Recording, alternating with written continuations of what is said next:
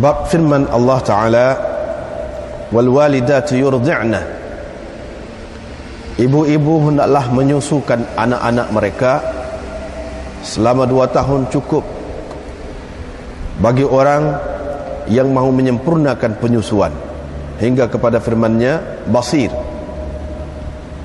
Dan firman-Nya wa hamluhu wa fisaluhu 30 syahra, tempoh mengandung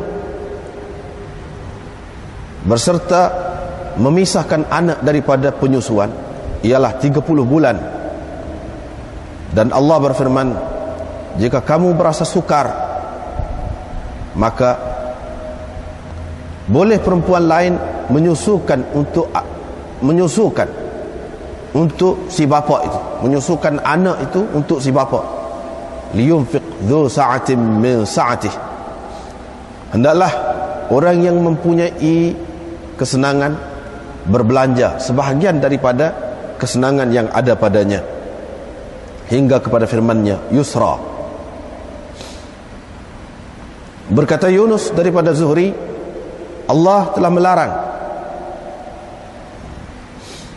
daripada ibu memudaratkan anaknya, ibu membahayakan anaknya, yaitu bila ibu berkata, saya tidak akan menyusukannya, padahal dia yang paling sesuai dari segi makanannya untuk anaknya itu, dan paling kasih dan sayang terhadapnya berbanding orang lain. Jadi tidaklah boleh dia enggan setelah si ayah bersedia memberikan apa yang Allah tentukan ke atasnya kepadanya. Yani setelah si ayah itu bersedia untuk memberikan kepada isteri dia tu, bagi pihak diri dia, apa yang Allah telah wajibkan, telah tentukan ke atasnya. Walaysa lil mauludi lahu ay yudarra bi waladihi walidatahu, tidak juga si ayah itu boleh membahayakan anaknya, boleh membahayakan ataupun menjadikan si ibu dia tu menderita kerana anaknya, dengan menegah si ibu itu daripada memberi susu kepada anak itu, untuk membuatnya menderita dengan memberikan anak itu kepada orang lain. Tidaklah menjadi kesalahan kepada mereka berdua, yakni kepada dua ibu bapa itu, untuk meminta orang lain menyusukan anak mereka dengan rela hati daripada ayah dan ibu itu sendiri. Kalau mereka berdua mahu memisahkan anak itu daripada penyusuan setelah saling bersetuju dan berbincang, fala junaha alaihima. Dalam setengah nuskhahnya tidak ada tu. Fa in arada fisalan, ayat sebenarnya an taradhim minhuma wa tashawurin fala junaha alaihima. Tapi dia ada keterangan ada selepas pada tu. Jadi beginilah cara Bukhari ni, dia potong-potong ayat. Jadi kalau mereka berdua mahu memisahkan anak tu daripada penyusuan, tidak menjadi kesalahan kepada mereka berdua setelah itu berlaku dengan persetujuan daripada kedua-dua pihak dan perbincangan daripada mereka. Fisaluhu, yang tersebut di dalam ayat tadi, wa hamluhu wa fisaluhu, apa maknanya? Fitamuhu, yakni memisahkan anak daripada menyusu dengan ibunya.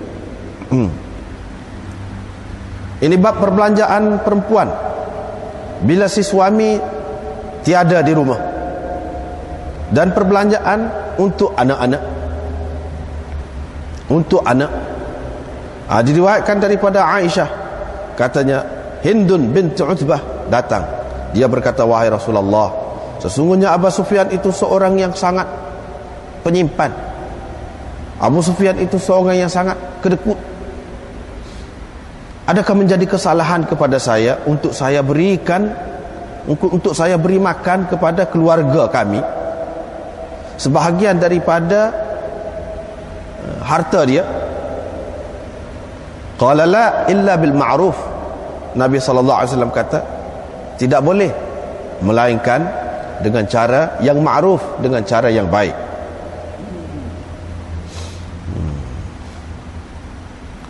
Riwayat daripada Hammam, katanya saya mendengar Abu Hurairah meriwayatkan daripada Nabi sallallahu alaihi wasallam sabdanya, apabila seseorang perempuan membelanjakan sebahagian daripada hasil usaha suaminya tanpa disuruh oleh suaminya, maka si isteri itu mendapat separuh daripada pahala yang didapati oleh suaminya. Ini bab amalan perempuan, kerja perempuan di rumah suaminya. Diriwayatkan daripada Ibni Abi Laylah, katanya Ali menceritakan kepada kami bahawa Fatimah datang kepada Nabi sallallahu alaihi wasallam untuk mengadu kepadanya apa yang dialaminya pada tangannya kerana mengisar gandum.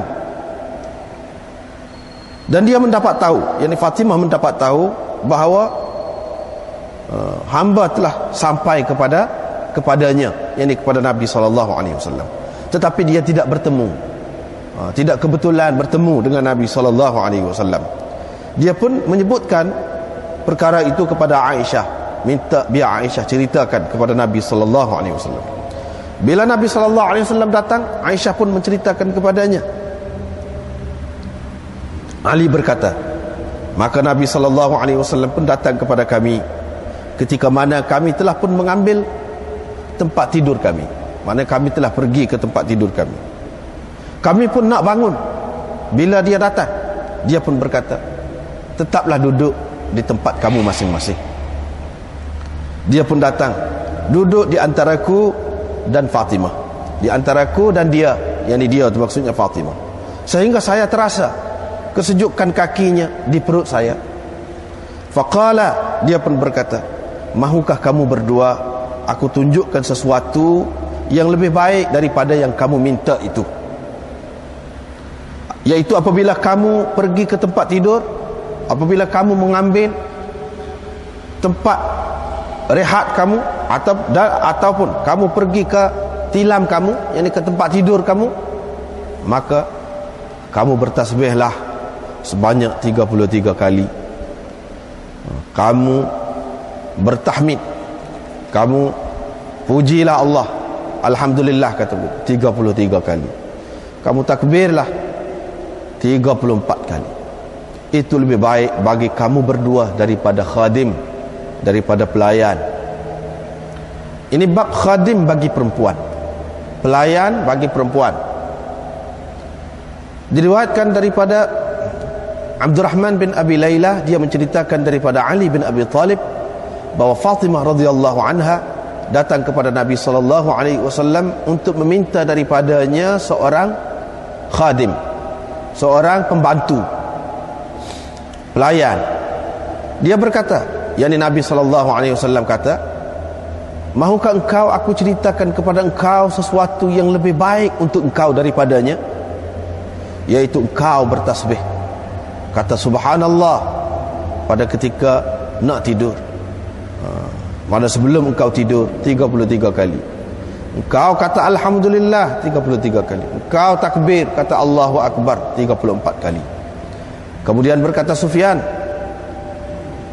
salah satu daripada 3 bentuk ucapan itu adalah 34 kali, yakni hak takbir itu 34 kali.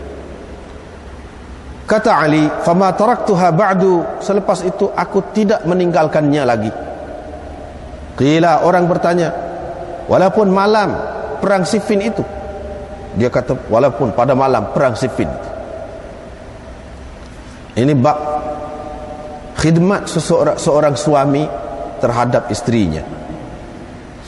Diriwayatkan daripada Aswad bin Yazid, dia bertanya Aisyah, apakah yang selalu Nabi SAW lakukan di rumah ketika dia berada di rumah? Aisyah berkata, dia berada di dalam kerja istrinya. Bila dia mendengar azan, dia keluar.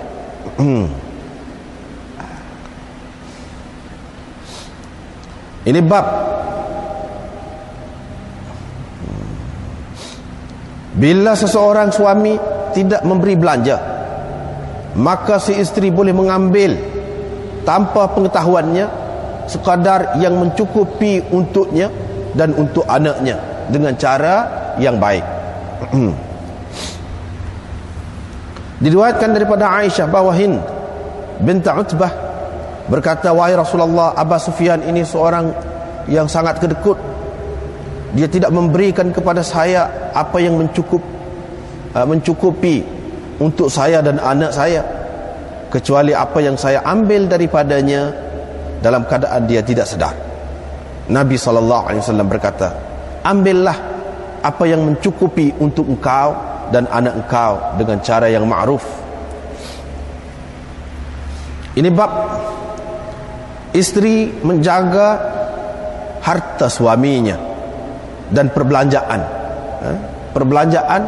terhadap ataupun untuk suaminya. Diriwayatkan daripada Abi Hurairah bahwa Rasulullah sallallahu alaihi wasallam bersabda, sebaik-baik perempuan yang menaiki unta ialah perempuan Quraisy. Yang lain, perawi yang lain berkata, yakni Ibnu Tawus, perempuan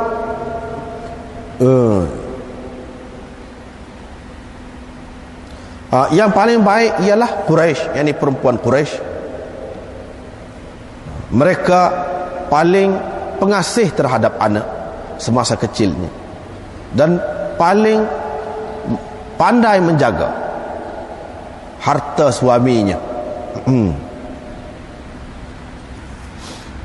Yang paling pandai menjaga harta suaminya ataupun barang-barang, benda-benda berharga suaminya. Jadi ada disebutkan perkara ini, riwayat yang menyebutkan perkara ini daripada Muawiyah dan Ibnu Abbas daripada Nabi sallallahu alaihi wasallam. Ini bab pakaian untuk perempuan dengan cara yang baik. Diriwayatkan daripada Ali, katanya datang kepada Nabi sallallahu alaihi wasallam pakaian siara, pakaian sutra. Aku pun pakai. Aku nampak kemarahan pada wajah Nabi sallallahu alaihi wasallam. Aku pun mengoyaknya untuk dengan maksud membahagi-bahagikannya di antara perempuan-perempuan dalam keluargaku. Ini bab bantuan perempuan terhadap suaminya dalam mengasuh anaknya. Diriwayatkan daripada Jabir bin Abdullah, katanya, ayah saya meninggal. Dia meninggalkan ayah saya meninggal, yakni mati, dan dia meninggalkan 7 orang atau 9 orang anak perempuan. Saya telah berkahwin dengan seorang perempuan janda. Rasulullah sallallahu alaihi wasallam berkata kepadaku, engkau telah berkahwin wahai Jabir? Aku berkata ya. Dia bertanya, gadis atau janda? Saya menjawab, bahkan janda. Nabi SAW bertanya, kenapa tidak gadis? Engkau boleh bermain-main dengannya, dia boleh bermain-main dengan engkau. Engkau boleh bergurau senda, hilai ketawa dengannya, dan dia juga boleh bergurau senda dengan engkau. Kata Jabir, aku berkata kepadanya, sesungguhnya Abdullah telah mati, dia meninggalkan anak-anak perempuan. Saya tidak mahu membawa kepada mereka perempuan yang seumpama mereka. Kerana itu saya telah berkahwin dengan seorang perempuan yang dapat menguruskan mereka dan dapat mengatur keadaan mereka. Nabi SAW pun mendoakan untuknya, barakallah, semoga Allah memberkati engkau. Atau dia berkata, khairan, mudah-mudahan baik. Ini bab nafaqatul mu'sir ala ahli, perbelanjaan suami yang susah terhadap istrinya. Diriwayatkan daripada Abi Hurairah, katanya datang kepada Nabi sallallahu alaihi wasallam seorang lelaki, dia berkata, saya telah binasa. Nabi sallallahu alaihi wasallam bertanya, kenapa? Dia menjawab, saya telah menyetubuhi istri saya pada bulan Ramadan, yakni pada siang hari bulan Ramadan. Nabi SAW pun kata, merdekakan seorang hamba. Kata dia, saya tidak mempunyai hamba. Nabi SAW berkata kepadanya, puasalah 2 bulan berturut-turut. Dia berkata, saya tak mampu. Nabi SAW pun mengarahkan dia, fa'at'im 60 miskina, berilah makan kepada 60 orang miskin. Dia kata, saya tidak mempunyai sesuatu.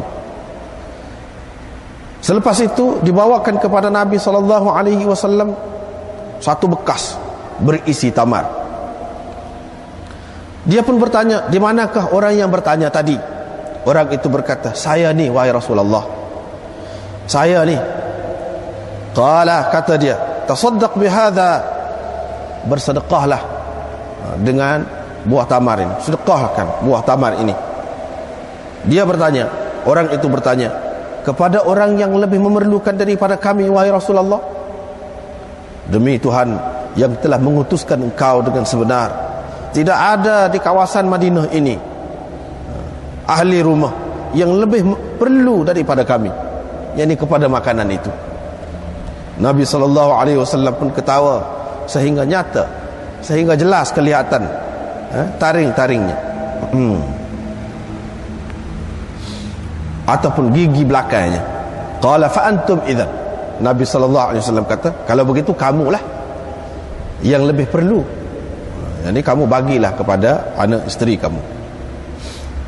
Ini bab wa 'alal warithi mithlu dzalik, dan kepada pewaris diwajibkan seumpama itu.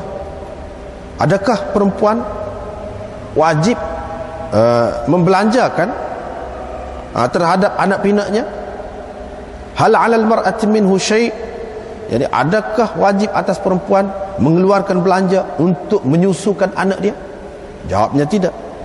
Istifham itu istifham inkari. Wa daraballahu mathalan rajulain ahaduhuma abkamu la yaqdiru ala syai' wa huwa kallun ala maulah. Allah telah membuat perbandingan 2 orang lelaki. Salah seorang daripadanya ialah yang pekak,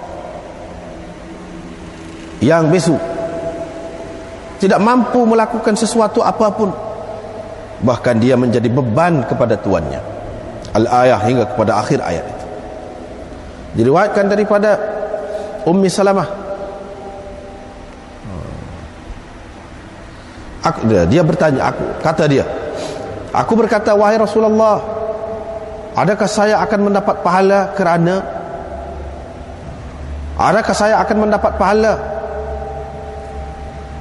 kerana saya membelanjakan kepada anak-anak Abi Salamah, padahal saya tidak akan membiarkan mereka pun, yakni dalam keadaan memerlukan, dalam keadaan susah. Mereka itu bukan orang lain, anak-anak saya juga. Nabi SAW berkata, ya, engkau mendapat pahala kerana apa yang engkau belanjakan kepada mereka.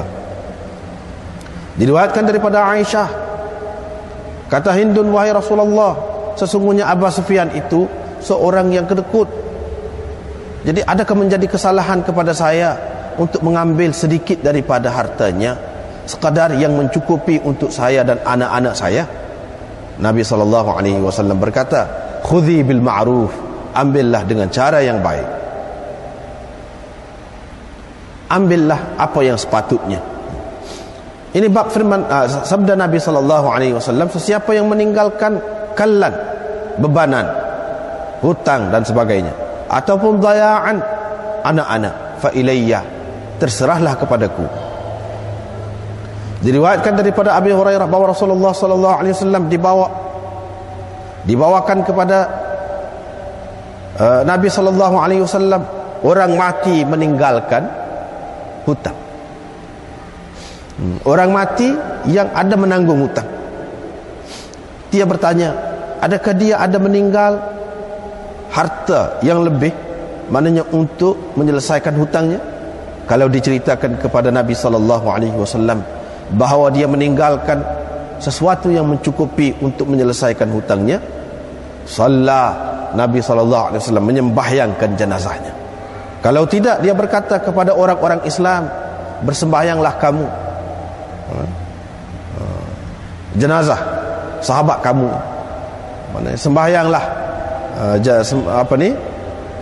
sembahyanglah jenazah sahabat kamu ini. Bila Allah SWT telah memberi kemenangan kepada Nabi SAW, dia pun berkata, aku lebih patut terhadap orang-orang mukmin daripada diri mereka. Aku lebih patut menjaga orang-orang mukmin lebih daripada diri mereka. Sesiapa daripada orang-orang mukmin yang mati lalu meninggalkan hutang, menjadi tanggungjawabku menyelesaikannya. Sesiapa yang meninggalkan harta benda, maka harta bendanya itu adalah hak waris-warisnya. Ini bab perempuan-perempuan yang menyusu daripada kalangan hamba dan selain daripada mereka. Dari kalangan hamba dan selain daripada mereka. Diriwayatkan daripada Urwah bahawa Zainab binti Abu Salamah menceritakan kepadanya bahawa Ummu Habibah, isteri Nabi SAW berkata, aku berkata, wahai Rasulullah, berkahwinlah dengan saudara saya, saudara perempuan saya, binti Abi Sufyan, iaitu Azzah, kahwinlah dengan adik saya. Qala, Nabi SAW kata, adakah kamu suka begitu? Dia berkata, ya, bagaimanapun saya bukan keseorangan. Saya bukan seorang untuk engkau. Dan orang yang paling saya suka berkongsi kebaikan dengan saya ialah adik-adik saya lah. Qala, Nabi SAW berkata, itu tidak halal untuk saya. Saya berkata, wahai Rasulullah, demi Allah, kami sedang berbual-bual, sedang bercakap-cakap bahawa engkau akan berkahwin, engkau nak kahwin dengan Durrah binti Ummi Salamah. Nabi SAW pun kata, anak perempuan Ummu Salamah? Saya berkata, ya. Nabi SAW pun berkata, demi Allah, kalau tidak kerana dia tu anak tiri saya yang dipelihara dalam haribaan saya, tidak halal juga dia untuk saya, kerana dia adalah anak saudara sesusu dengan saya. Saya dan Abah Salamah ayahnya telah disusukan oleh Suwaibah. Oleh itu janganlah kamu kemukakan kepada saya anak-anak perempuan kamu dan saudara-saudara perempuan kamu. Berkata Syuaib daripada Zuhri, kata Urwah, Suwaibah telah dimerdekakan oleh Abu Lahab. Baik, panjang nampak tu.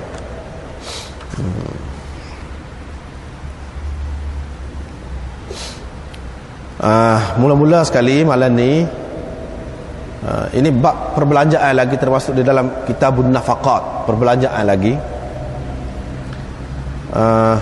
Imam Bukhari buat mari bab ini untuk menyatakan perbelanjaan menyusukan anak tu. Kena siapa yang tanggung?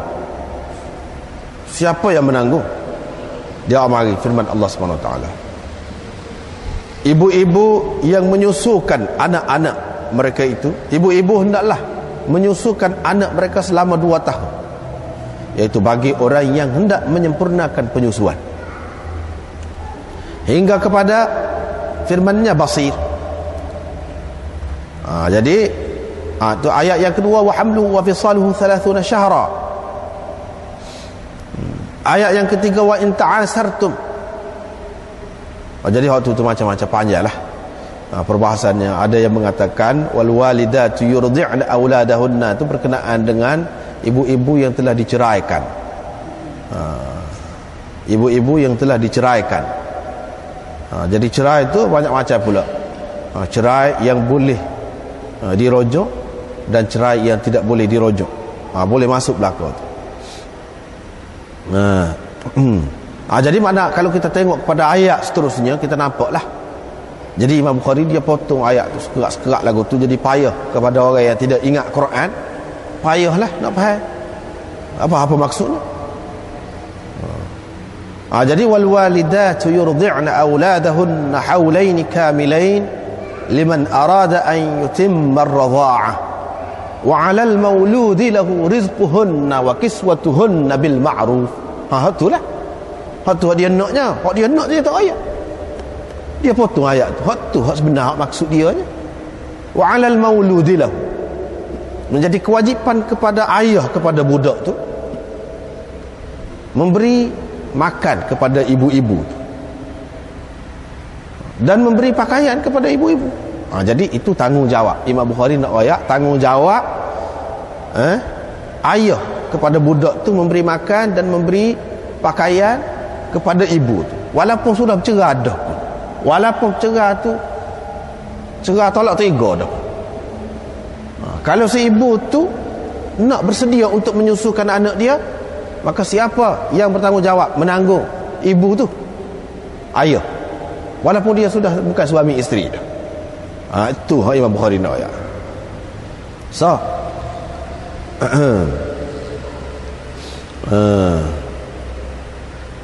kita tengok, kalau kita tengok dalam hasyiah nombor 2 ni pun ada, dia sebut. Jadi 3 ayat ni dia buat mari ni. Qila dallatil ayatul ula ila ijabil infaq 'ala al-murdi'ah min ajli irda'iha al-walad sawa'un kanat fil 'ismah am la. Tu. Jadi wajib memberi belanja kepada perempuan yang menyusukan anak tu kerana dia menyusukan anak tu, sama ada dia tu masih lagi dalam ismah, maknanya sebagai isteri, ataupun bukan, maknanya sudah diceraikan. Tak kira, mana menjadi kewajipan kepada ayah. Ayat yang kedua isyarat kepada qadar muddah yang wajib diberikan belanja. Selama mana? Katakanlah seorang itu bercerai dengan bini dia, pas masa mengandung, siapa dia nak menanggung belanja, makan minum, pakaian, tempat tinggal isteri dia? Jawabnya si ayah tu. Jadi masa mengandung, wa hamluhu, masa mengandung sekurang-kurangnya 6 bulan. Lepas tu sekali dengan menyusu tu 2 tahun. 2 tahun cukup. Jadi maknanya 30 bulan. Itu sekurang-kurangnya wajib atas dia. Kalau mengandung tu panjang lagi lah tanggungjawab dia. Itu makna dia masa selama mana tu. Ayat yang ketiga isyarat kepada qadar infak itu. Imam Bukhari buat mari ayat yang ketiga tu nak ayat sebanyak mana kena beri belanja tu. Isyarat kepada hak tu. Qadar infak itu. Hak ni perlu dilihat kepada keadaan munfiq itu. Perlu dilihat kepada keadaan suami itu. Mana kalau suami itu orang senang, itulah Allah SWT kata liyunfiq dzu sa'atin min sa'atih, kena beri belanja orang yang senang tu, ini sebahagian daripada kesenangan dia.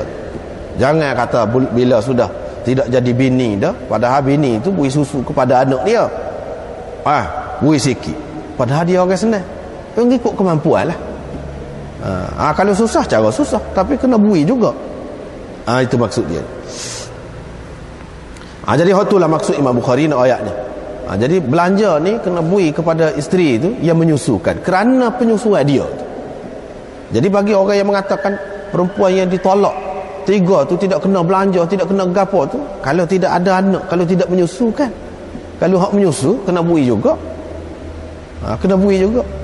Hak kata khilafkan dulu, kita sudah jumpa dah dulu.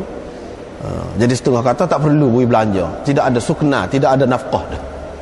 Setengah kata kena beri lagi. Jadi kok mana-mana pun bagi orang yang mengatakan tidak kena pun, kalau dia tu memberi susu kepada anak, kena juga. Lepas tu Imam Bukhari buat mari asar daripada Zuhri ni yang diriwayatkan oleh Yunus, kata dia Allah SWT melarang daripada si ibu itu memudaratkan anaknya. Janganlah pula apabila cerai maka tak beri susu kepada anak sendiri. Jangan jadi lagu tu. Iaitu si ibu tu berkata, saya tak mahu bagi susu kepadanya. Ni mana kes kalau bercerai biasanya lah. Apa lagi kalau masih dalam ismah, masih lagi sebagai isteri kepada suami itu, tak beri. Tak beri susu. Lagi tidak patutlah. Kalau katakan dia tu sudah bercerai sekalipun, dia tidak patut kata begitu. Sebab apa? Sebab susu dia tu dari segi makanannya yang paling sesuai untuk anak dia tu. Dan dia paling kasih, paling sayang terhadap anak tu berbanding dengan orang lain. Jadi tak patutlah dia kata begitu. Jadi dia tidak boleh enggan apabila si suami itu bersedia untuk memberikan kepada dia tu apa yang Allah SWT telah tentukan ke atas suami itu. Yani wa 'alal mauludi lahu rizquhun wa kiswatuhunna bil ma'ruf. Tadilah bila si suami itu bersedia nak beri nafkah ke apa tu semua tu, jadi si isteri tak boleh enggan. Tak boleh lagu tu. Dan si ayah pula tidak juga boleh memudaratkan si ibu dengan anaknya itu. Tak boleh juga. Ada juga orang ni bila cerah anak marah, dia tak sebut bini dia tu beri susu kan. Ada juga. Tak boleh juga itu orang panggil memudaratkan ibu tu. Jadi dengan menegah ibu tu daripada memberi susu kerana nak menyeksa dia, ziraran laha, nak menyeksa, nak menjadikan isteri dia tu menderita, nak beri kepada orang lain. Tak boleh lah lagu tu. Tak boleh. Apa lagi kalau dia tu masih suami isteri, si isteri tu nak beri susu, tak sebui. Tak sebui. Takut jadi tua. Nak beri kepada orang lain. Ada juga orang pasal itu. Tak boleh lah, tak patut lagu tu. Tetapi tidak menjadi kesalahan kepada mereka berdua untuk meminta orang lain menyusukan anak dia tu dengan sukarela, dengan suka hati kedua-dua pihak, ibu bapa. Kalau ayah pun tak apa lagu tu, mak pun tak apa. Kita beri biar orang lain lah menyusu anak kita, tak apa, boleh juga. Katakanlah ayah kerja kalau zaman sekarang ni, mak pun kerja, nak menyusu lah ke mana? Nak suruh orang lain asalkan dengan sukarela, sama-sama suka, dengan bincang dengan molek, antara radhin minhum wa tashawurin, dengan sukarela, dan dengan bincang dengan baik, dengan molek, tak apa. Nak beri kepada orang lain pun tak apa. Tidak kita kata, tak boleh kita kata mak tak sayang ke anak, ayah tak sayang ke anak. Tidak boleh lagu tu. Dalam Islam ada keluasan. Hadis yang paling akhir tadi yang kita baca tadi, iaitu Nabi SAW sendiri disusukan bukan oleh mak dia, oleh Suwaibah. Jadi tak apa waktu tu. Orang lain pun boleh menyusukan, asalkan sama-sama setuju, sama-sama, tak apa. Ada keperluan, ada keadaan yang menghendaki begitu, tak apa. Ataupun kita kata dah keadaan terdesak ni, ibu sakit, kalau tak boleh ikut perasaan, nak bui semacam, boleh jadi mudarat kepada anak tu, boleh bui kepada orang lain, boleh juga. Ataupun kita kata nak minum, nak bagi susu botol, kalau sama-sama setuju, tak apa juga. Tetapi kok mana-mana pohon lebih molek susu ibu, tu tentu dah tu. Tapi kok mana-mana pun kalau dengan persetujuan, tak apa. Masalah penyusuan. Walau bagaimanapun tanggungjawab siapa? Tanggungjawab suami itu. Tanggungjawab suami. Lepas tu perinciannya banyak lagi. Orang ni kata tidak wajib atas isteri, sukarela dia kalau dia nak beri. Kalau dia kata dia nak upah, suami kena beri upah pada dia. Ada pula ulama kata tidak wajib atas dia, sebab suami sudah bagi nafkah dah, sudah bagi belaka dah. Jadi dia wajib atas dia tu beri susu kalau sekiranya dia tu memang mampu untuk memberi susu. Wajib atas dia. Kalau dia tak sah, boleh dipaksa dia. Begitu.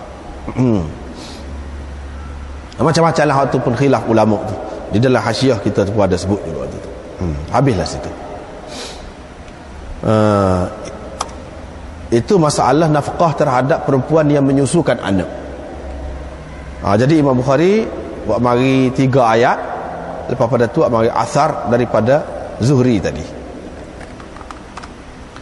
Lepas pada tu ini bab lain pula, perbelanjaan perempuan bila suaminya tiada di rumah, dan perbelanjaan kepada anak, macam mana? Ini masalah rumah tangga lah. Masalah rumah tangga. Ada kalanya seseorang itu suami dia tidak ada di rumah, pitih ada. Apa kalau nyorak betul sangat, betul sodak si bini ni, tak saya ambil. Kalau nak tanya suami dulu, tidak, tak perlu lagu tu, fikir sendirilah. Tengoklah. Takkan nak hati suami nu kelik. Ada juga orang perempuan jenis betul lagu tu. Kerana dia ajar cara betul lagu tu, betul sodek lagu tu. Jadi kalau dia ajar dengan cara molek, tidak jadi lagu tu. Gunalah kebijaksanaan. Kalau suami tidak ada di rumah, anak ni duduk jerit ni, anak batu gani, lepas tu nak lagu mana? Itu sah. Yang kedua, kalau suami tu jenis kedekut, bui belanja tapi bui tak cukup, belah mana? Perempuan tu boleh ambil walaupun tanpa pengetahuan dia untuk belanja atas diri dia dan atas anak-anak dia, tetapi dengan cara yang makruf. Jangan telajak ambil tu. Kadar biasa ia mencukupi. Janganlah telajak pula. Jadi si suami tu mungkin dia jadi gitu tu, dia ada cara dia sendiri, fikiran dia sendiri untuk nak simpan, untuk nak apa masa depan, banyak perkara lah. Jadi dia buat begitu tu mungkin begitu. Jadi janganlah pula ambil PT tu untuk nak beli barang-barang yang tak ada faedah, tak lebih-lebih, nak beli mana, nak beli lebih-lebih. Tu tak boleh, tidak bil ma'ruf tu lagu tu. Tapi kalau sikit-sikit sekadar keperluan anak-anak, apalagi kalau tidak mencukupi, tu lagi boleh lah, lagi boleh. Ni maknanya perempuan bila suami tak ada, dia boleh belanja untuk diri dia dan belanja untuk anak dia, boleh ambil daripada harta suami dia tu.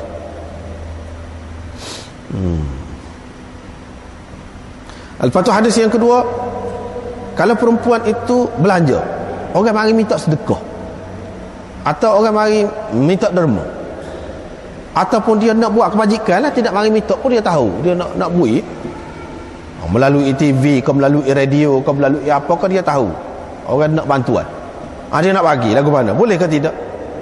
Bukan pitih dia kalau dia nak bagi tu, hasil usaha suami dia. Lepas tu suami dia tak tahu, bukan suami dia suruh, boleh ke tidak? Jawabnya di sini Nabi SAW mengatakan dia dapat separuh daripada pahala suami dia. Dia berkongsi pahala dengan suami dia. Mana kalau suami dia dapat 50, dia dapat 50.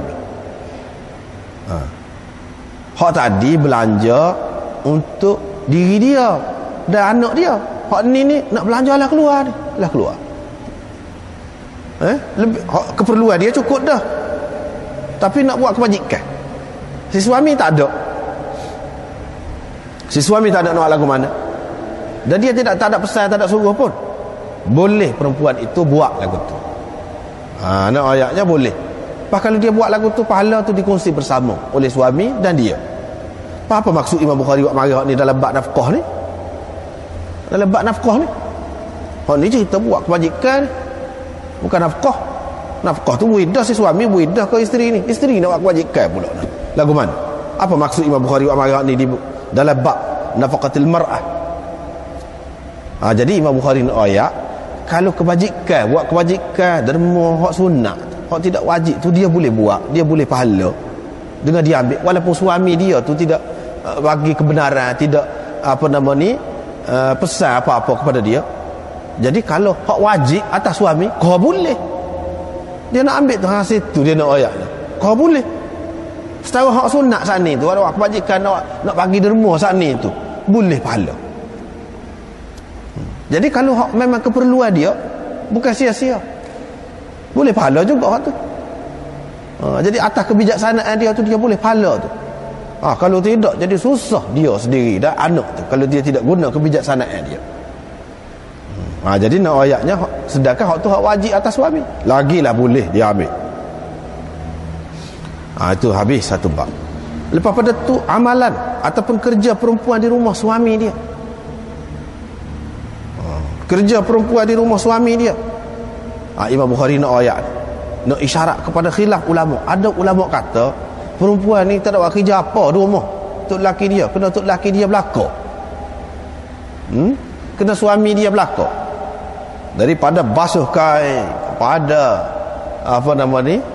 masak, pergi beli barang-barang ada kedai, semua sekali kena suami dia. Kalau dia tak boleh buat sendiri, dia kena upah orang lain. Bini kira duduk tidur, jangok saja. Ada setengah ulama kata begitu. Imam Bukhari nak ayat tak, tidak lagu tu. Itu tidak sesuai dengan sunnah yang ditunjukkan oleh Nabi SAW.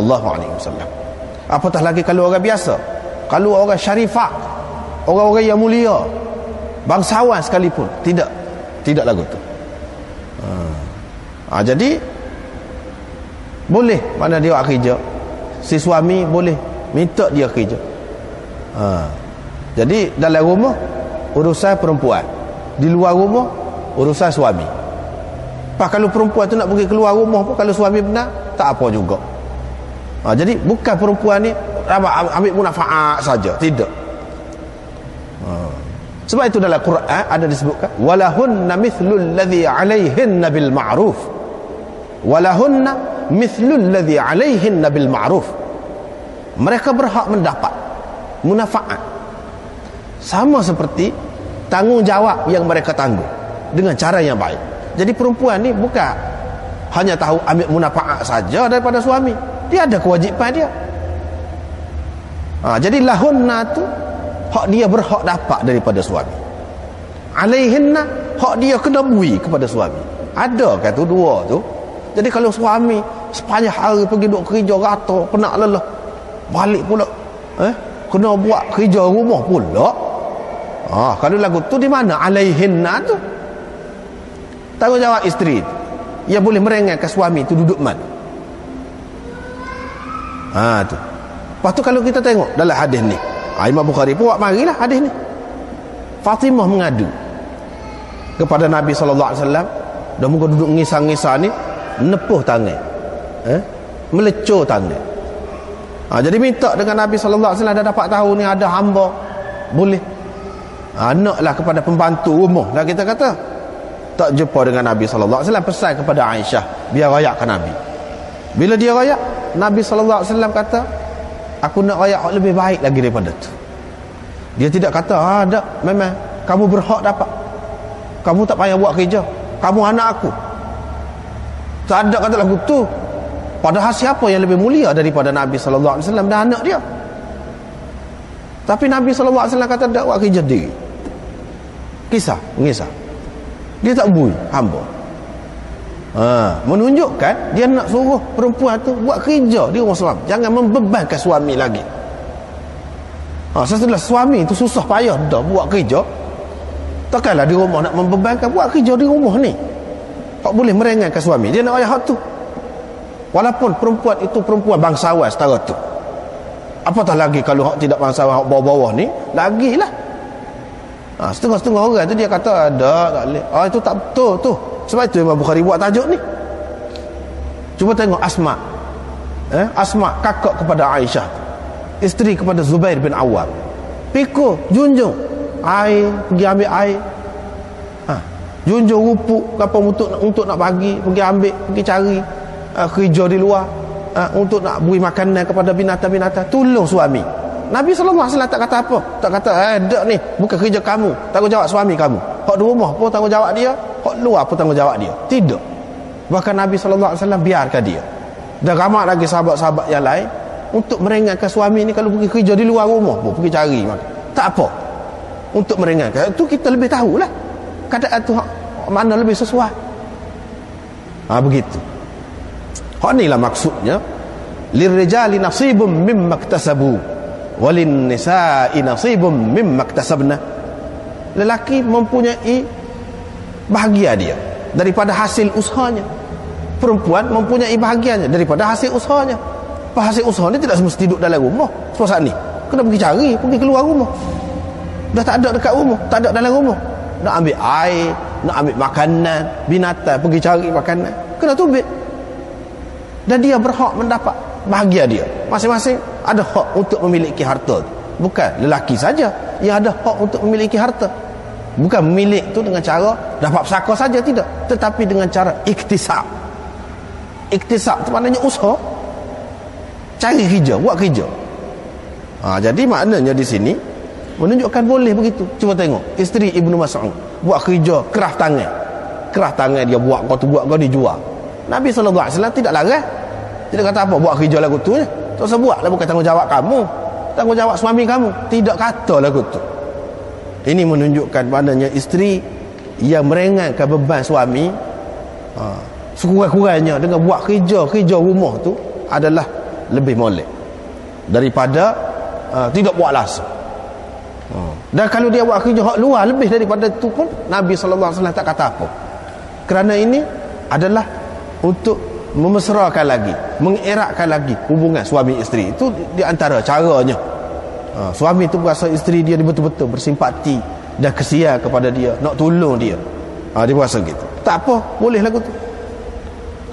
Nabi SAW ajar kepada anak dia ni, dengan menantu dia ni, suruh tasbih. Hak tu. Bukan kata nak bui, no. Bukan kata nak bui pelayan, nak bui pembantu rumah. Tak. Ajar suruh baca hak tu. Apa ya dia ajar suruh baca hak tu? Isyarat kepada zikir kepada Allah ni boleh memberi kekuatan kepada seseorang. Itu sah. Isyarat kepada zikir, kalau kita berzikir akan ada kekuatan dalam diri kita. Bila ada kekuatan, tak payah ada pembantu, kita boleh buat sendiri. Sah.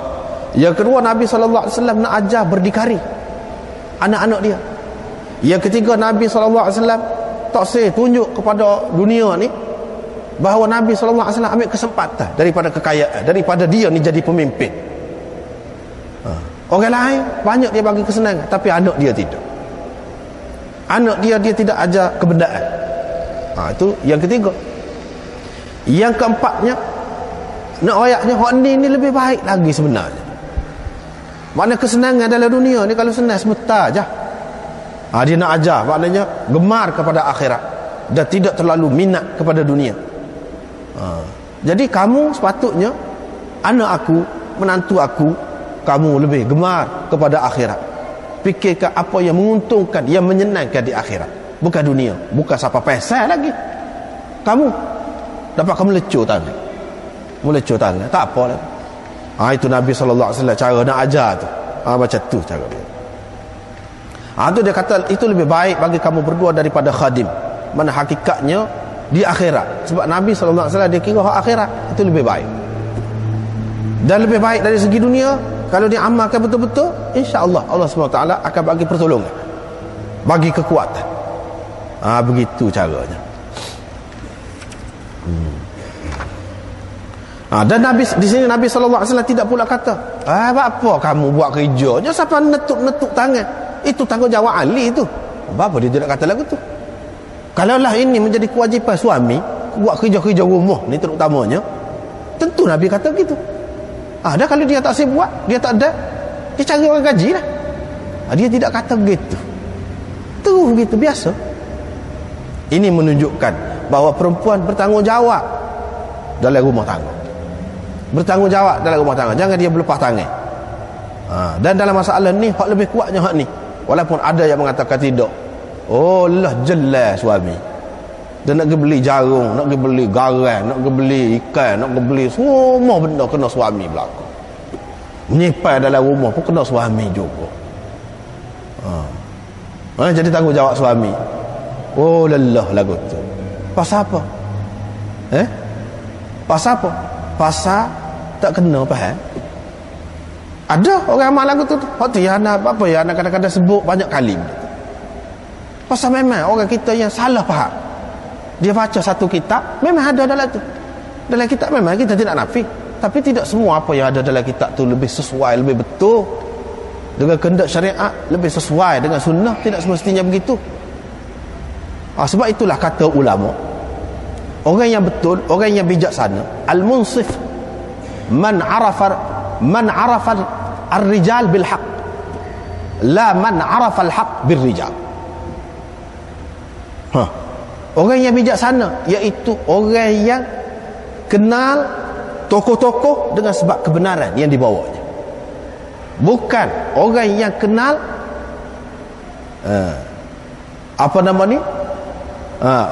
orang yang kenal tokoh melalui kebenaran yang dibawanya. Bukan mengenal kebenaran melalui tokoh yang membawa. Bahaya tu lah. Kadang-kadang kita ni, kita pegang dengan satu orang, walaupun iman sebesar mana sekalipun, kita kata benar semacam dia, tak kena tu lagu tu. Tak kena. Kita kena orang itu dengan kebenaran. Kalau dia benar tak kira siapa, kita ambil belakang. Hak tu hak molek. Itu orang yang adil, orang yang bijaksana. Kalau tidak, akibatnya kita sendiri yang susah. Yang kita tolong rakyat tu, takut kita sendiri yang susah. Jadi setengah-setengah orang tu dia pilih agama ni, kau jadi susah. Jadi beragama kau jadi susah. Padahal agama untuk kesenangan. Ini kau jadi susah. Hak yang kedua tu pun lagu tu jugalah. Ini menunjukkan bahawa tasbih, tahmid dan takbir itu ada kelebihan dia sendiri. Dan kalau kita nak amal hak ni pun boleh amal. Hak sani takut kata Imam Bukhari dia beringat selalu. Dia jenis orang cerdik, bijaksana luar biasa. Sani kata ada hak dua rumah, bini. Kerja rumah ni kerja bini. Cakap lagu tu tak secara lah. Hak rumah ni biar. Jangan. Dia buat mari. Khidmatir rajul fi ahlihi pula. Khidmat suami kepada isteri di rumah pula. Jangan kata dah Nabi SAW kita tengok dalam hadis banyak maknanya si isteri buat kerja di rumah. Jangan pula sesuami tu lepas tangan tak cara langsung pula. Tak boleh juga lagu tu. Walaupun hak dalam rumah tu bukan tanggungjawab dia lah, kita katakan. Walaupun begitu dia kena bantu, kena tolong khidmat tu. Sebab apa? Nabi SAW tunjuk lagu tu. Jadi orang tanya Aisyah, Aswad tanya Aisyah, belah mana Nabi SAW buat kerja di rumah lagu mana? Kalau dia duduk di rumah dia buat lagu mana? Dia kata dia duduk dalam pekerjaan isteri dia. Tolong nyapu sapoh. Kita kata tolong siai. Kalau kita kata, kalau kita tempat kereta ni tolong siai ikan. Si bini suka benar lah kalau lagu tu. Tolong khidmat tu, benar-benar lagu tu. Tolong basuh najis anak misalnya. Molek lah kalau boleh buat lagu tu. Kalau boleh buat lagu tu. Tapi bukan suatu kemestian ni. Nabi SAW buat bukan suatu kemestian. Banyak lagi kerja lain. Ketika kosong lah, senang-senang. Ketika kosong, molek lah buat kerja sekali dengan bini, pakat-pakat masuk misalnya, kita kata molek benar kalau boleh lagu tu. Orang perempuan pun suka sangat kalau lagu tu. Tetapi janganlah pula maknanya siapa terikat dengan hak tu tak buat benda lain. Tidak lagu tu. Jadi banyak perkara yang menunjukkan tak betul pendapat orang yang mengatakan kena suami berlakon dia buat kerja hak dalam rumah tu kena suami, kalau tidak dia kena gaji. Tak betul hak tu. Banyak kita tengok Nabi SAW balik ke rumah dia, ada gapo dia kata hari ni nak makan. Kalau dia jom masuk, tanggungjawab dia, tanya awak kepada dia ya. Ini menunjukkan hak bini dia masuk. Puk-puk ni kata, dia kata dah atas suami. Tengok berapa kali Nabi SAW dalam hadis. Dia balik tanya, makanan ada? Bini dia kata tak ada. Kalau tak ada kita puasa hari ni. Tengok. Maknanya bini dia yang menguruskan makan minum tu, bukan dia. Tetapi orang yang nak menyusahkan diri dia sendiri, dia pergi faham. Itu sebab Imam Bukhari buat tajuk-tajuk ni. Jadi bila sampai azan dia keluar, nak isyarat kepada bila keperluan di luar ada, dia pergi. Gitulah keadaan Nabi SAW. Lepas pada tu, kalau si suami tidak memberi belanja kepada isteri, si isteri boleh mengambil tanpa pengetahuannya apa yang mencukupinya dan anaknya dengan cara yang ma'ruf. Hak tadi perbelanjaan isteri pada ketika suami tak ada. Tajuk tadi, suami tak ada, pergi jauh, pergi ke luar negeri, pergi kerja lama. Hak ni tak ni suami ada tapi dia tidak beri belanja, ataupun beri belanja tapi jenis kedekut. Ada juga pada aku tu. Di luar dia suka beri belanja di luar, tapi dengan anak bini dia cukup susah. Kiaklah pahit lepas, orang kata pahit lepas dengan anak bini. Ada juga orang lagu tu. Jadi belah mana sikap isteri tu, dia kena pandang bini ni pun. Sebab tu maknanya si isteri ni dia kena tanya. Dia boleh royak keburukan suami dia kepada orang yang berkenaan, orang yang bertanggungjawab, orang yang tahu menyelesaikan masalah. Tak apa. Di sini pengajarannya, bini ni janganlah kalau suami buat kadang-kadang duduk senyap, sakit jiwa lah lama-lama jadi lagu tu. Apa dia suruh lagu tu? kita kena luahkan kepada orang lain, royak pada orang lain. Walaupun bila kita royak tu menampakkan keaiban suami kita, tak apa, sebab dia pun ada buat sesuatu yang tak kena juga. Memang tak kena. Apa kita nak duduk senyap sampai kita jadi terseksa? Di sini pengajarannya, isteri dia ni, Hindun ini cerdik. Dia pergi royak pada Nabi SAW. Belah mana? Dia royak Abu Sufyan ni kedekut. Dia tidak bui yang mencukupi saya dan anak-anak. Belah mana kalau saya ambil? Dalam keadaan dia tak tahu, ambillah apa yang mencukupi engkau dan anak engkau dengan cara yang ma'ruf. Tu tak ada sama tu, bil ma'ruf tu. Bil ma'ruf tu mengikut uruf, mengikut keadaan lah. Pada masa tu mungkin cukup seria orang sampai dulu. Lah ni tak cukup seria, 10 ria pun tak cukup. Orang sampai dulu 10 ria beli tanah dah. Lah ni 10 ria nak ke dia. Tengok bil ma'ruf tu ikut keadaan lah. Ikut keadaan, ikut uruf keadaan semasa. Dan dengan cara yang baik itu maknanya bukan perkara-perkara yang sia-sia digunakan duit tadi. Tak apa. Begitu juga seseorang yang kalau dia tu ada hak dia pada orang lain, orang tu payah basa nak bui ataupun tak ingat, dia boleh ambil hak dia tu, tidak salah. Walaupun dia ambil senyap, tak apa orang tu tahu, boleh. Sebab itu hak dia. Supaya juga ni hak dia. Hak dia.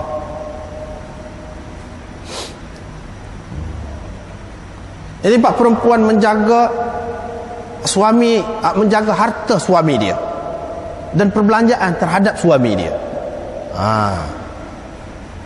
Ni di sini nak ayatnya perempuan hak molek, iaitu perempuan yang pandai jaga harta benda suami dia, iaitu dan perempuan yang boleh menguruskan perbelanjaan rumah tangga dia dengan baik untuk kebaikan suami dia dan anak-anak dia. Hak tu yang paling baik. Bukan perempuan yang tidak erti. Kalau suruh ke dia punah jadi. Tak silap tu. Ni perempuan yang pandai jaga harta benda suami dia. Ini menunjukkan bahawa si suami itu molek dia ajar isteri dia. Kalau kita tengok dari segi falsafah mas kahwin tu, itu pun sudah menunjukkan ke situ. Mana nak ayak sepobui anak koci kepada orang lain. Gitu. Kita bui duit kepada setengah orang kata bui duit, itu dari segi zahir sangat tu. Untuk menghalalkan, dia boleh istimtak dengan perempuan sebagai bayaran seseolahnya kerana untuk seks. Bukan. Hak lebih banyak lagi hikmat yang lain, tapi ditonjolkan hak tu. Pasal apa? Pasal kuat sangat, berat sangat dari segi pekoh. Duk kira hak tu, nampak hak tu. Tapi kalau kita tengok sunnah ni, kita tengok dari sudut-sudut lain banyak lagi, kita akan nampak luah dan cukup bermakna untuk kehidupan kekeluargaan kita, masyarakat kita. Nampaklah. Nampak timbal balik tu. Tidak kata sebelah pihak saja dan nampak kepentingan zahir saja, tidak gitu. Jadi mas kahwin, tapi bila bui itu maknanya kita nak serah duit kepada isteri, lepas tu dia akan menguruskan duit itu makna dia, supaya kita serah anak koci kepada bini kita. Pandai-pandai dia lah jaga. Gitu isyarat kot tu. Jadi hak ni maknanya perempuan menjaga harta suami dia. Nak jaga gua ada kalau suami tak bui, kalau suami tak harap, jaga-jaga ni ada bui lah.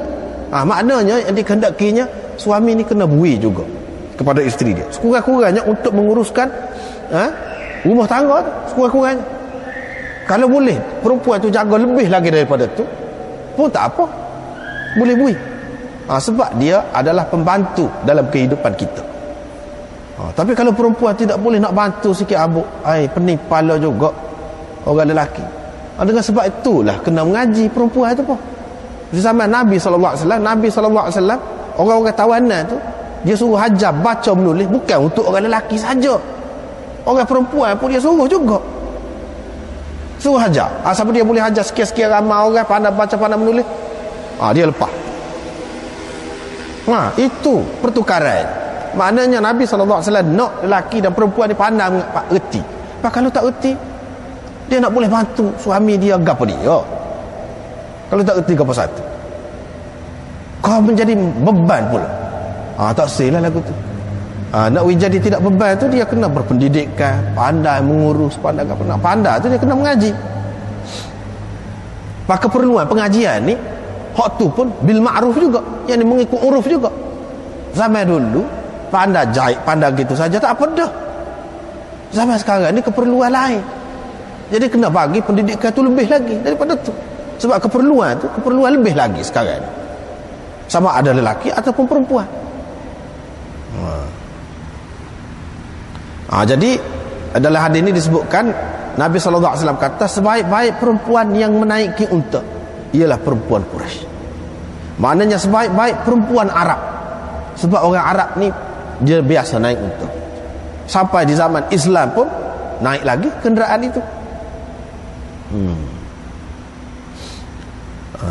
Dan perempuan yang baik ialah perempuan yang baik ialah perempuan Quraisy. Sebab apa? Mereka paling pengasih terhadap anak semasa kecil dan paling pandai menjaga harta suaminya. Itu dua kali. Jadi di sini dalam hadis ni ada 3 perkara. Yang pertama berkenaan dengan perempuan naik kenderaan. Ada juga setengah-setengah orang kita ni berapa kali dah anak sebut, sebab memang ada lagu tu. Anak kesian kadang-kadang orang sesudah beragama, minat pada agama, tiba-tiba dia pegang agama tu yang memundurkan dia, yang menyusahkan dia. Tak ada pasal tu, tak ada pasal. Sepatutnya bila kita beragama, kita jadi kau luah, kau terbuka, kau senang, kau maju. Sepatutnya ni tidak. Dia kata perempuan tak boleh, nak bawa kereta pun tak boleh. Nak bawa kereta pun tak boleh, apatah lagi nak naik motor. Hak tu ya anak kata mana sedap motor dengan unta, dengan kuda, dengan hemat. Sedangkan di zaman Nabi SAW dulu perempuan-perempuan naik lagu. Dia kata tak, setengah-setengah. Ini banyak ni anak tengok ni, terutama di setengah-setengah negeri, di luar negeri lah, tempat kita ni boleh kira. Setengah-setengah negeri tu perempuan tu dia tak boleh duduk kekeng. Naik motor, kalau naik motor dia kena duduk gitu kat tepi tu. Jadi kaki ni duduk sebelah, dua-dua kaki duduk gitu. Payah tu. Cuba sabitkan di dalam hadis ni. Sahabat-sahabat naik unta dulu dia tidak naik kekeng. Dia naik duduk gitu. Lagu tu anak tengok di India orang Hindu pun naik lagu tu. Itu masalah budaya, bukan ajaran Islam. Kita naik hak mana hak mudah yang menyenangkan. Lagu mana? Lagu tu. Lepas tu kat waktu orang kita ni banyak benda-benda karut. Dia kata hilang darah lah, macam-macam. Itulah pasal apa? Pasal orang kita ni dia mikir ke arah tu saja, dia nampak. Jadi orang-orang agama dia mengajar benda-benda lagu tu. Pasal apa? Dia menggalakkan orang menikah dengan anak dara. Kalau tua sikit tak boleh, kata dia hilang darah. Terutama naik motor, naik basikal, naik gotu-go ni lagi. Nabi SAW tidak lebih tahu ke? Dia tidak wayak benda tu. Jadi kita ni duduk mikir benda-benda tu. Lepas tu tak apalah. Hak kecil, perempuan, budak tak erti 31 lagi tu, nak buat bini, lepas tu nak jadi apa? Nak pandai lagu mana mengurus rumah tangga tu? Dah tak erti 31, ngaji setara mana ngaji? Macam mana nak urus? Lepas tu kalau kecil sangat, beranak kita sudah tengok, kita boleh saksikan benda ni berlaku. Kalau awal sangat menikah, anak tu payah nak hidup, tidak sihat. Tapi orang kita kerana mikir tak ni tu, adalah hak mengajar jenis lagu tu. Molek hak darah ni awal gini-gini. Itu semua tu karut belaka. Semua karut, tidak mengikut cara sunnah. Cara sunnah hak wayaknya cuba tengok. Nabi SAW kahwin dengan janda. Ramai lagi sahabat tak ada timbul tu benda-benda tu. Tapi kita ni sepik fikiran ni nak apa hak tu, utamakan hak tu. Jadi sehingga perempuan tak boleh main, perempuan tak boleh naik kenderaan, macam-macam. Mari fikiran tu. Padahalnya sahabat-sahabat Nabi, sahabiah dia pergi perang, pergi gitu gini, pergi perang tu jalan slow. Takkanlah jalan slow kat tepi gitu. Tunduk, takkan lagu tu. Perlu hunggar tu, bila patut hunggar tu. Perlu akak senjata tu bila perlu tu. Kalau tidak pergi waktu dia, kau menyusah lagi. Kalau kita tengok situ, mana orang Islam ni, lelaki perempuan jenis gagah, kuat. Tidak jenis pasal senyap, nusu, takut, tidak pasal lagu tu. Tapi orang kita bawa agama ni jadi lagu lain. Tu rugi banyak. setengah-setengah negeri tu separuh daripada orang Islam perempuan tak erti apa satu. Perempuan tak erti apa satu, agama pun tak erti, dunia pun tak erti. Nak agak dia lagu tu buat apa-apa kelebihan apa, orang lelaki pula, perempuan tak ada peranan. Di rumah pun tak apa erti. Di rumah pun tak boleh nak gotuga ni, syarat gotuga ni, kena ada pelayan, kena ada pembantu rumah, kena ada gotuga ni. Akhir sekali susah nak menikah, tua pun tak boleh menikah lagi. Ya, perempuan tu tak ada kelebihan apa-apa, tetapi yang perlu disiapkan sebelum menikah tu macam-macam. Oh, kalau lagu tu tak lagi kepandaian tak ada apa satu. Jadi setengah orang kata kalau perempuan ni, kalau kita benarkan begitu jadi bebas. Kita tidak kata begitu. Bukan kita kata suruh mengaji tu makna suruh jadi bebas tak tu kalau. Kita tidak kata lagu tu. Pada setengah-setengah orang zaman dulu dia kata kalau pandai menulis, pandai main sorak lah, pandai bercinta. Oh, tak boleh nak sekat benda tu. Tak boleh nak sekat benda tu. Lah ni ada telefon, ada apa, boleh tahu lebih lagi pada tu. Nak mana? Tu. Dia kena ajar bagi pendidikan yang betul baru boleh. Tak say atas sekolah kerana tu merugikan. Kalau lagu tu. Tapi ada orang kita hak pandai, hak alim, mana siapa lagu tu anggap pada dia terhadap perempuan. Itu tak kena sama sekali. Tak kena, merugikan orang Islam sendiri. Kita tidak suruh kata bila mengaji tu nak suruh jadi seperti orang barat, bebas pergi ke sana kemari, bebas. Tidak lagu tu. Lagu tu punah. Nak suruh bagi ngaji supaya Nabi SAW buat lagu mana, zaman dia lagu mana. Lagu tu kalau kita nak. Kalau buat sekadar tu kita boleh maju, kita tidak terhalang apa-apa. Ni kita banyak terpengaruh dengan benda-benda luar ni. Anda tengok di Pakistan, di India, orang Islam kalau naik motor, kalau naik perempuan dah tak ada arah naik motor, dia duduk kaki dua alik ni, kau menyusah kata pakai pula pakaian labu-labu pula. Kalau ni masuk kain tu celah tu lidi tu lagu mana. Tapi dia tidak fikir benda-benda tu. Berapa banyak berlaku masuk kain kelubung hak panjang sangat tu dalam tu, dalam lidi tu rebah jatuh, dan muka duduk lagu tu. Jadi hak tu anda duduk perhati, bukan orang Islam, orang Hindu pun lagu tu juga. Jadi maknanya benda ni apa yang jadi kita duduk terpengaruh dengan dia tu, apa? Jadi pasal kita tak tahu pucuk, tak kembali kepada Quran dan Sunnah. Tu je bendanya. Tak kembali ke situ. Kalau kembali ke situ selesai masalah. Kita boleh tahulah hak ni budaya siapa? Budaya kita ke budaya orang? Kita boleh tahu. Jadi perempuan Quraisy ni sebab apa paling bagus? Satu, dia pengasih terhadap anak semasa kecil. Jadi anak ni kasih kepada anak ni lagu mana? Pasal dia tidak sayang je kan anak. Hak ni nak ayat ni Nabi sallallahu alaihi wasallam nak ayat ni kalau anak suami dia tu ada anak dia tetap sayang. Tidak dah anak tiri kita kata kan, anak tiri gak ikut lebih-lebih kurang. Tidak. Kalau anak tiri pun dia jaga molek. Dia bagi kasih sayang yang molek seperti anak sendiri. Itu makna sini. Kalau anak sendiri tu memanglah siapa pun kasih. Hak ni maksudnya anak suami. Biasanya di zaman Nabi sallallahu alaihi wasallam tu orang tu menikah, bini mati, ada anak. Lepas pada tu menikah dengan orang lain pula. Jadi dalam banyak-banyak tu Nabi sallallahu alaihi wasallam tengok nisa Quraisy yang paling baik. Setia dengan suami dia. Hak suami dia adalah hak dia. Hak tu hak naknya payah nak cari perempuan lagu tu. Hak suami dia tu hak dia. Dia beza kadang-kadang ni. Mak sendiri dengan mak bini. Mak suami lain. Ayah sendiri dengan ayah suami lain. Tak silap lagu tu. Tak boleh lah tu lagu tu. Anak sendiri dengan anak suami lain. Tak silap lagu tu. Hak naknya anak suami pun anak kita. Anak bini kita pun anak kita. Lagu tu. Bukan satu pihak sajalah ni. Balik lelaki pun begitu juga. Wa ar'ahu ala zawjin fi dhati yadi. Dan paling pandai menjaga harta suami dia. Paling pandai menjaga harta suami dia. Dan perkara ni ada diriwayatkan daripada Muawiyah, daripada Ibnu Abbas juga, daripada Nabi sallallahu alaihi wasallam. Padahlah nampaknya tak ada habis ni sekat tu. Allah subhanahu.